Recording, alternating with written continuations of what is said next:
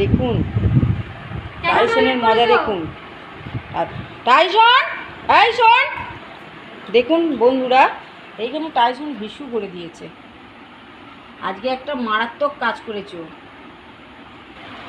তুই হিসু করে দিয়েছো ওখানে?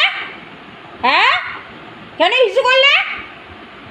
হ্যাঁ বলো, কেন হিসু করলে? তোকে বলেছি হিসু করতে এখানে। এই বস বস বস, বসো। হিস করলে কেন বলো? ওখানে হিস করলে কেন? কেন হিস করলে? বড্ড বার বেড়ে গেছে তোমার। শুধু শুধু হিস করে দিলে এখানে। তুমি তো হিস করো না ঘরে।